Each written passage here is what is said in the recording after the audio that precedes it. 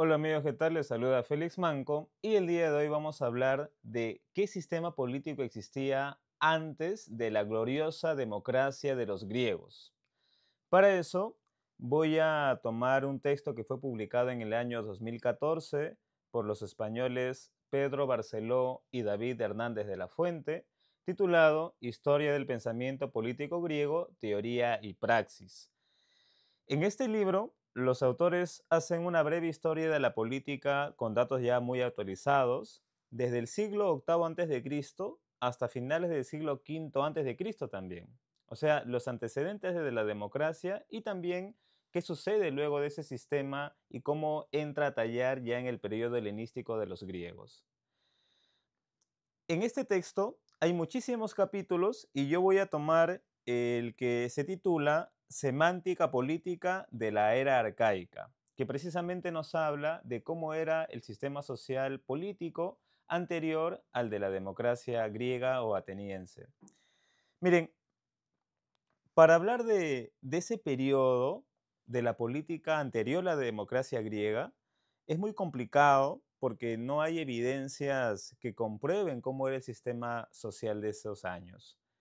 Básicamente en los siglos oscuros, ¿no? Siglo XIII, XII, XI, X antes de Cristo, en donde posiblemente se ubica todo lo sucedido en la Ilíada y en la Odisea, no hay evidencia certera acerca de ello, ¿no? A lo mucho tenemos algunos hallazgos arqueológicos, a lo mucho algunos testimonios que podemos ahí raspar de la poesía y de la mitología griega, pero no tenemos ningún dato cierto sobre esas épocas.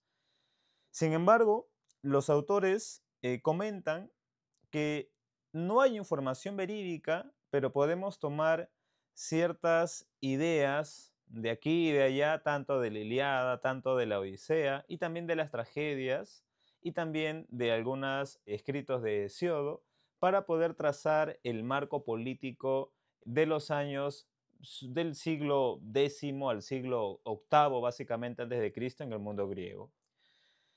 Y nos vamos a encontrar con que establecíamos la sociedad en esos años en tres, no voy a decir clases sociales, pero sí tres instituciones bien marcadas, ¿no?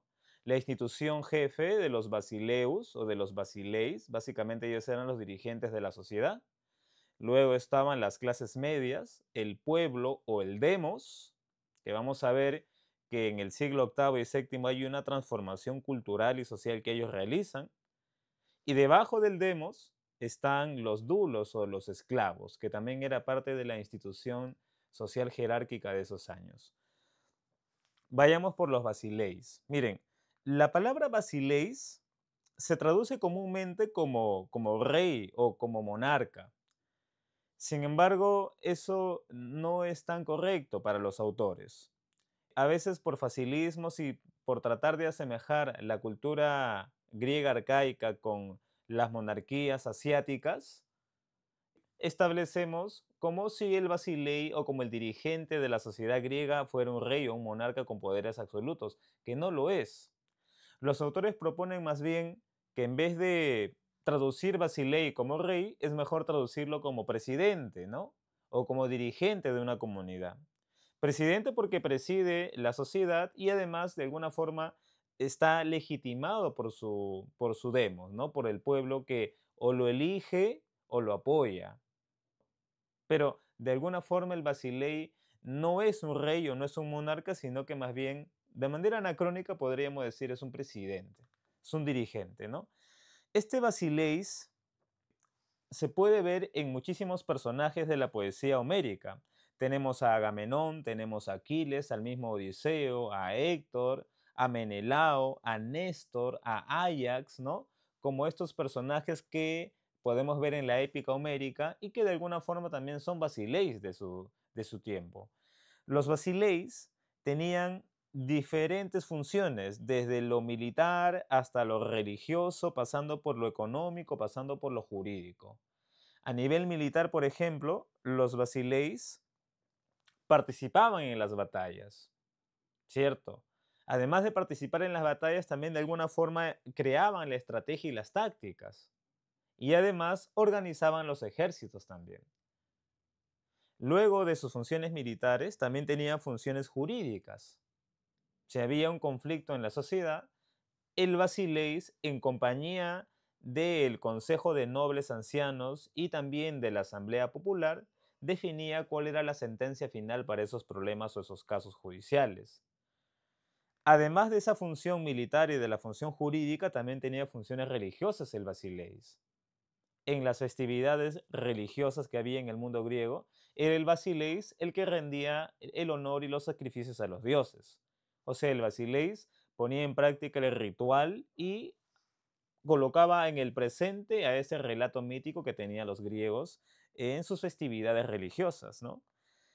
El basileis, entonces, podía llegar al poder como un caudillo militar, apoyado por la comunidad o también por sus propios medios de manera privada. Si tenía el dinero suficiente para comprar armas, para comprar soldados y crear una falange de hoplitas, o sea, un ejército de soldados, sí podía tomar el poder de cierta aldea, ¿no? O competir con otros basileis por el poder o por la supremacía. Hay algunos basileis, como en el caso de Agamenón, que podríamos decir que son los dirigentes ya más antiguos todavía, que no son elegidos por la comunidad y tampoco se enarbolaron en el poder por sus propios medios, sino que en el caso de Agamenón, por ejemplo, su poder viene ya por herencia divina. Su padre, sus abuelos y sus ancestros provienen del mismo Zeus. Entonces, Agamenón, al tener esa soberanía que proviene de los dioses, es el tipo de basileis que también tiene poderes casi ilimitados o relativamente ilimitados. E incluso él puede pasarse mucho más de la frontera de su comunidad, ¿no? Puede apoderarse de otros territorios por su poderío precisamente divino. Sin embargo, si bien el basileis tenía poder relativamente ilimitado, era el dirigente o el presidente de la comunidad, sí, los que le ponían freno podían ser otros basileis que competían contra el basileis por la primacía de la polis, o si no, más en el siglo séptimo, el demos. El demos va a ir adquiriendo poder con el paso de los años, muchachos, ¿ya? Y eso va a ser muy importante porque el basileis pierde poder y las estructuras sociales van cambiando, ¿ya? Además, estas clases sociales en el siglo ya séptimo y sexto hacen una transformación en las estructuras económicas y empiezan a tener demandas sociales mucho más intensas. Entonces, esta tensión entre la aristocracia de los basileis con el pueblo o con el demos, que ya asciende en poderío, asciende en riqueza económica, entran en tensión y ahí se va a dar un cambio cultural muy importante en la cultura griega, ¿no? Entonces, en esa tensión social, en ese contexto, es donde los artistas o los poetas empiezan a crear historias, empiezan a crear mitos donde hay un personaje o personajes que rememoran ese pasado aristocrático, ese pasado de una vida buena con valores tradicionales. Entonces, tenemos que este héroe épico que genera Homero o ese héroe trágico de los poetas trágicos griegos forman un arquetipo universal de este personaje heroico que quiere rememorar el pasado y más bien lucha contra los cambios del presente. Así como en el caso de Quijote, por ejemplo, que también rememora a ese caballero noble tradicional, de la misma manera, según los autores, aparece este héroe que puede ser épico o puede ser trágico, ¿no? Y que rememora también ese pasado de valores tradicionales. Porque ya en su presente, siglo séptimo, aparecen una nueva clase con mucho más poderío y amenaza precisamente el poder de los basileis o de los dirigentes de esa sociedad. También es muy importante recordar quiénes eran el demos. El demos o el pueblo también tomaba decisiones dentro del debate, dentro de la asamblea pública. El demos estaba compuesto de hombres libres que tenían propiedades, tenían territorio privado, tenían riquezas y con esas riquezas podían comprarse armamento, tanto para defenderse como para atacar, y ese armamento le permitía a ellos ser parte de la falange, ser hoplita, ser soldado y participar en las batallas para defender su comunidad. ¿Mm? También eran parte del demos los tetes, que eran hombres libres, pero que no tenían propiedades como territorios marcados y tampoco tenían riquezas desmesuradas, ¿no? A lo mucho para poder vivir de manera tranquila.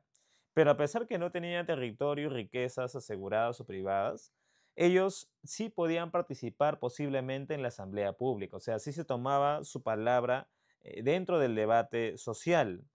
Entonces, en el siglo séptimo aparece una proliferación de asambleas públicas, ¿cierto? Las clases medias crecen entonces y las plazas de las ciudades-estado, o sea, las ágoras de las polis, empiezan a tener más congregación y ahí el debate y la libertad de expresión dan inicio pues a la consolidación de la polis y más adelante al sistema democrático.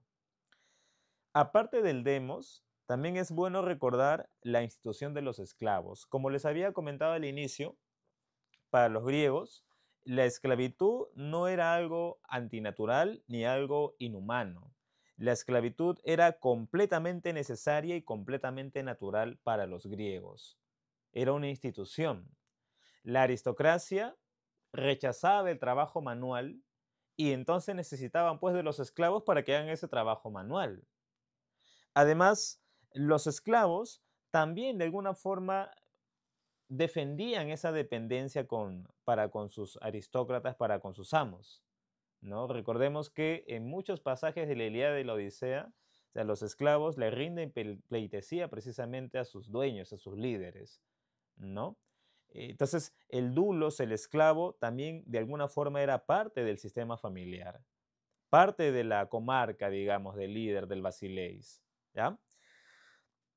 Entonces, esta relación de dependencia que era propio de esa organización patriarcal, jerárquica y aristocrática era algo completamente natural para los griegos y que lo vamos a ver bien resumido en la política de Aristóteles, porque él va a definir a los hombres como que unos nacen para mandar y otros nacen para obedecer.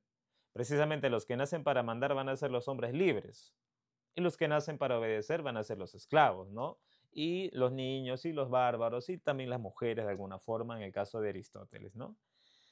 Entonces, muy importante que en la Odisea, ¿no? En la Ilíada también, pero mucho más marcado en la Odisea, vemos cómo estos dirigentes son terratenientes aristocráticos que anhelan tener la primacía, ¿cierto? Tratando de competir contra otros basileis, tratando de crear su comarca, tratando de tener un temenos, ¿no? Temenos es ese territorio religioso que un basileis iba a fundar ahí una pequeña ciudad o iba a fundar ahí un monumento religioso para algún dios, ¿no? Entonces se peleaban por la primacía económica, se peleaban por la primacía política, por la primacía religiosa, ¿no? Y eso era muy importante porque vemos cómo era ese tejido social y político anterior a la democracia ateniense o la democracia griega. Los basileis definían su poder, como ya les estaba comentando al inicio, a través de la cantidad de riquezas que tenían. Entonces, para diferenciarlos entre ellos, hay que ver la despensa que tenían de alimentos, la despensa que tenían de metales preciosos y también la despensa que tenían de ganado. El rebaño en estos años, en esta época arcaica, donde la aristocracia tenía el poder a través de los basileis, el rebaño y la ganadería era, pues lo más importante. Básicamente el sistema económico se basaba en un sistema seminómade ganadero. Según los autores, esta visión se va a poder ver claramente en los poemas homéricos. Pero si ya revisamos la poesía de Hesiodo, vamos a ver que hay un cambio. En Hesiodo, la sociedad ya no es seminómada ganadera, sino que la sociedad ya parece ser más sedentaria y más agrícola, ¿no? Y precisamente los que van a participar en la agricultura más que en la ganadería, van a ser estas clases medias que empiezan a tener poder, que empiezan a ascender a nivel social, el demos, ¿cierto? Entonces, muy interesante también sería poder revisar esa ascensión del demos, ¿no? Porque ellos van a tener mayores tecnologías, su población va a crecer, necesitan mayores alimentos, necesitan mayor territorio. Entonces, la normatividad y la convivencia social se hace mucho más compleja para las clases medias y para el demos. Y ahí ya podemos ir entrando a una sociedad ya más conocida para nosotros, la sociedad clásica de los griegos, donde vamos a poder ver ese sistema democrático tan glorioso que de alguna forma la cultura occidental adora en el mundo griego y los modernos tratan de rememorar pues a la democracia antigua, ¿no? Que si bien es completamente distinta la democracia liberal moderna a la democracia griega, completamente distinta, pero a nivel histórico y por tradición cultural debemos conocer ambas, ¿no? Entonces, el día de hoy, lo que he tratado de hacer es darles algunos datos, algunos atisbos sobre el sistema político arcaico de los griegos anterior a la democracia ateniense o a la democracia griega, y de alguna forma ver pues esos antecedentes que son importantes para tomarlos en cuenta en nuestros estudios sobre la historia griega o la política de los griegos. Así que si tienes algún comentario, si tienes algún añadido, alguna crítica, alguna duda, lo puedes dejar ahí en tus comentarios. Yo los voy a estar leyendo, los voy a estar respondiendo.